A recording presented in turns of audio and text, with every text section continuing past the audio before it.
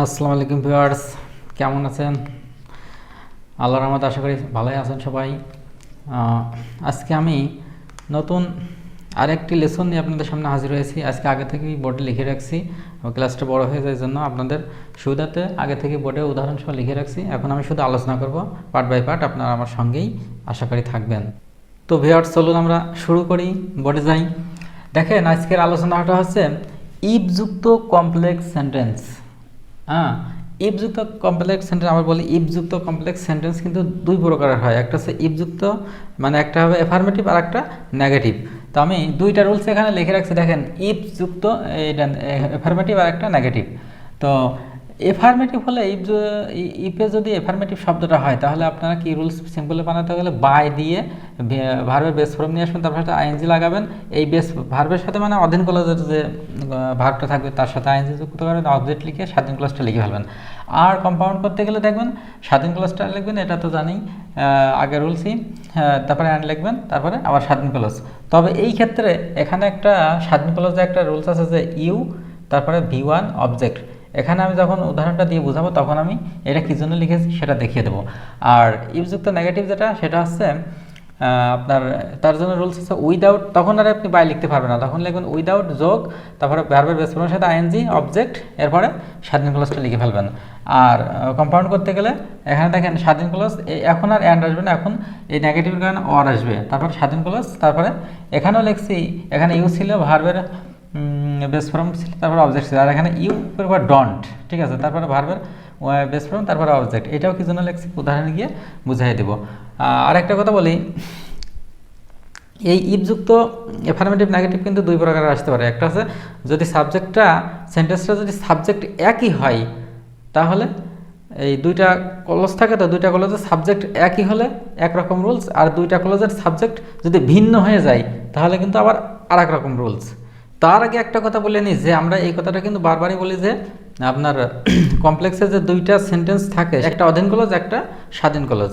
তো এই অধীন ক্লজ আর স্বাধীন ক্লজে যদি ভিন্ন ভিন্ন দুইটা সাবজেক্ট চলে আসে তার জন্য আলাদা একটা রুলস, আর যদি একই সাবজেক্ট হয় সেটার জন্য আলাদা একটা রুলস। এটা আগে আমি বলেছিলাম, এর জন্য এখন বলতেছি এই জন্য যে দুইটা অধীন ক্লজ আর স্বাধীন ক্লজ থাকে। এই জন্য দেখেন এখানে ইফ এফার্মেটিভ, ইফ নেগেটিভ, দেখেন ইফ আর আনলেস, আনলেস মানে ইফ নট, যেটা আমরা জানি।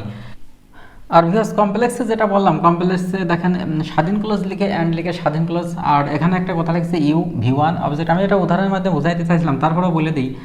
এখানে যখন আপনি স্বাধীন ক্লজটা লিখবেন, লেখার পরে ভার্বের বেস ফর্ম আসবে, আসার পর অবজেক্ট আসবে, তখন আপনি কি করবেন, এই ইউটা তখন কেটে দিবেন। ইউটা কেটে দিয়ে আপনি এটা ইম্পারেটিভ সেন্টেন্সে নিয়ে যাবেন, ঠিক আছে। এখানেও ঠিক সেমভাবে ইউ ডনটা কেটে দিবেন, কেটে দিয়ে এটাও ইম্পারেটিভ সেন্টেন্সে নিয়ে, ইম্পারেটিভ সেন্টেন্স আপনাকে বানাইতে হবে। তো এটা আমি উদাহরণে গেলে আরও ক্লিয়ার হয়ে যাব। তো কথা না বাড়িয়ে আমরা উদাহরণে চলে যাই, তাহলে আরও ভালো করে বুঝতে পারবো। তো দেখেন, আমি এখানে একটা উদাহরণ লিখে রেখেছি, কমপ্লেক্স সেন্টেন্সে লিখে রেখেছি যে দেখেন ইফ ইউ ওয়ার্ক হার্ড, এটা হচ্ছে আপনার অধীন ক্লোজ, এটার আগে ইফ আছে লিঙ্কার, আর তারপরে আমরা জানি এখানে বলছে ইফ ইউ ওয়ার্ক হার্ড, যদি তুমি কঠোর পরিশ্রম করবে, মনের ভাব প্রকাশ পাচ্ছে না, মনের ভিতরে আকাঙ্ক্ষা থেকে যাচ্ছে, এই জন্য এটা আপনার কি ক্লোজ, অধীন ক্লোজ, ঠিক আছে। আর যে ইউ উইল পাস, তুমি পাস করো, এটা কি, এটা স্বাধীন ক্লোজ। আমরা এটা জানি এবং এটা আগে থেকে আমরা শিখে রাখছি যে একটা অধীন ক্লোজ থাকে, একটা স্বাধীন ক্লোজ থাকে। এইটা এখন আমরা যদি কম্পাউন্ড করতে যাই তাহলে দেখেন এখানে জাস্ট আমরা লিঙ্কারটা উঠাই দেবো। উঠাই দিলে কি আসতেছে, স্বাধীন ক্লোজ, লিঙ্কার উঠাই দিলে হয়ে যাচ্ছে ইউ will sorry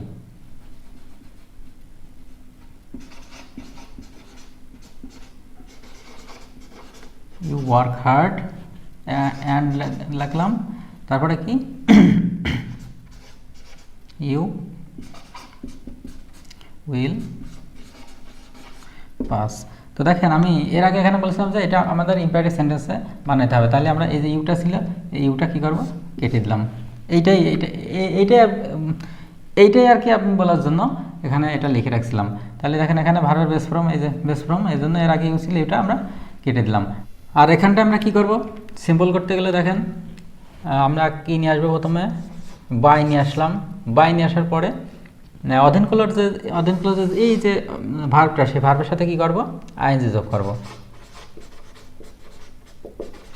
ওয়ার্কিং, তাই না? তারপরে হার্ড, এবার স্বাধীন ক্লজটা লিখে ফেলবো।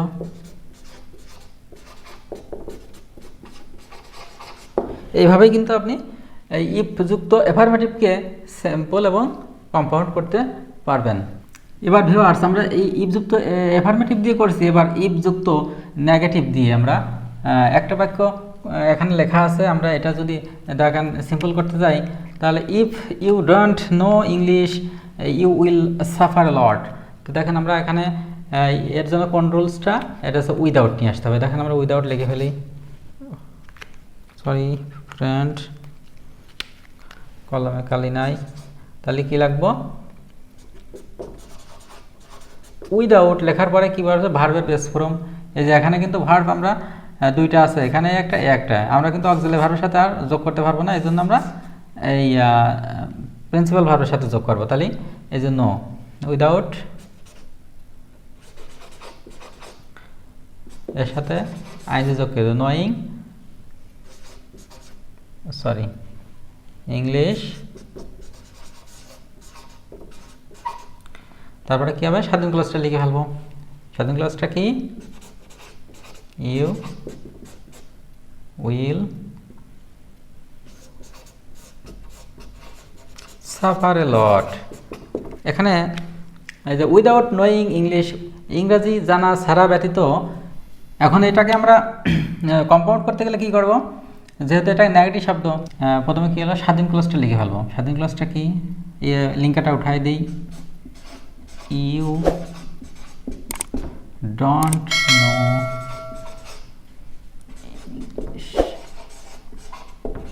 ইউ ডোন্ট নো ইংলিশ, আমরা আগে বলছি এটা নেগেটিভ শব্দের জন্য অর নিয়ে আসবে এবার, ঠিক আছে?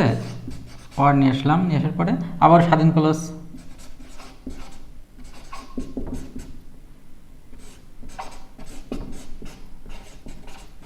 সাফার লট। তাহলে ভিউয়ার্স, আমরা কিন্তু এভাবে সবগুলোই করতে খুব সহজেই পরিবর্তন করতে পারি। এখানে দেখেন ভিউয়ার্স, এর বাংলাটা কি দাঁড়াইছে, খুবই হাসির কথা।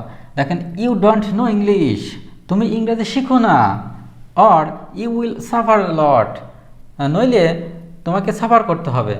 তাহলে এইটা কোনো ইংলিশ হলো, বাংলা হলো নাকি? এর জন্য আমরা এটা কি করব, এই যে ইউ ডনটা, এই যে এখানে যেমন কেটে দিছিলাম ইউটা, এখানে এই যে ইউ ডনটা আমরা এরকম কেটে দিতে হবে, ঠিক আছে? ইম্পারেটিভ মোডে নিয়ে আসতে হবে। তাহলে এখন কি হলো, নো ইংলিশ, ইংরেজি শেখো বা ইংরেজি জানো, you will or you will suffer a lot, নইলে তুমি সাফার করবে, এইরকম আর কি, ঠিক আছে? আর কমপ্লেক্সে ছিল if you don't know English you will suffer lot, যদি তুমি ইংরেজি না শেখো তাহলে তুমি সাফার করবে।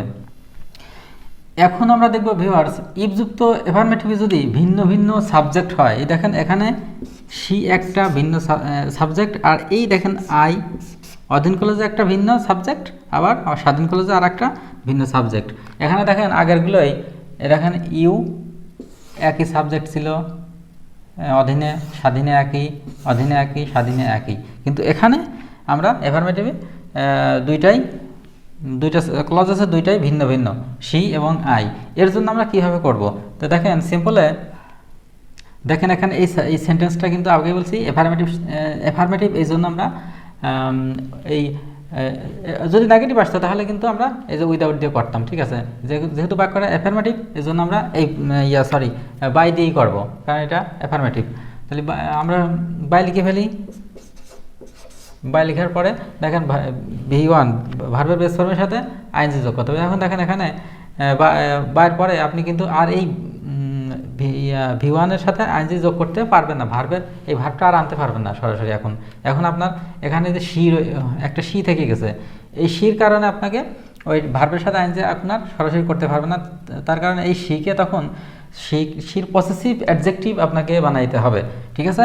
তাহলে সির পসেসিভ অ্যাডজেক্টিভটা কি, হার, তাই না? হার লেখার পরে এখন আপনি এই যে হেল্পস আছে, এখানে এসটা উঠাই দিয়ে আইএনজি যোগ করে দিই, হেল্পিং মি। তারপরে স্বাধীন ক্লাসটা যা আছে, আই উইল ডেফিনেটলি হেল্প হার, ঠিক আছে? ভিউয়ার্স অনেকে প্রশ্ন করতে পারে যে এখানে ভার্বের সাথে বার পরে ভার্বের সাথে আইএনজি যোগ করবো, তাহলে আমি সি লিখবো কেন? যদি এখানে আপনি এই হারটা না লেখেন তাহলে কিন্তু এটা ড্র্যাগলিং ইংলিশ হয়ে যাবে। এই জন্য এটা আপনাকে লিখতেই হবে, এটা কাটা যাবে না, ঠিক আছে?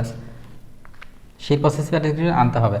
এখন এরপরে যে কম্পাউন্ডটা কীভাবে করতে হবে আপনারা তো জানেনই। কম্পাউন্ড আছে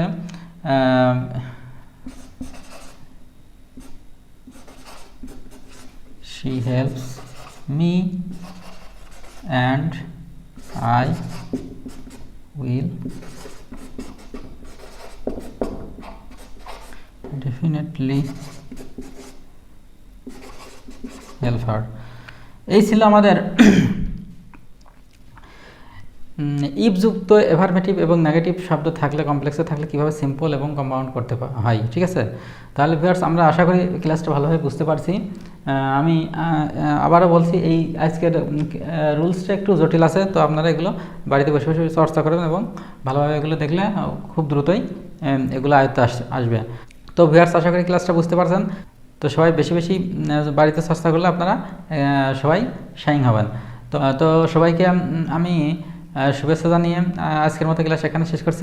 যেহেতু আমি রাতে ক্লাস করাই, এই ক্লাসটা রাতে নিচ্ছি, কিন্তু আমি ক্লাসটা রাতে নিই, এই জন্য সবাইকে রাতের শুভেচ্ছা, শুভরাত্রি অর্থাৎ গুড নাইট জানিয়ে আজকের মতো এখানে বিদায় নিচ্ছি। সবাই ভালো থাকুন, গুড নাইট, আসসালামু আলাইকুম।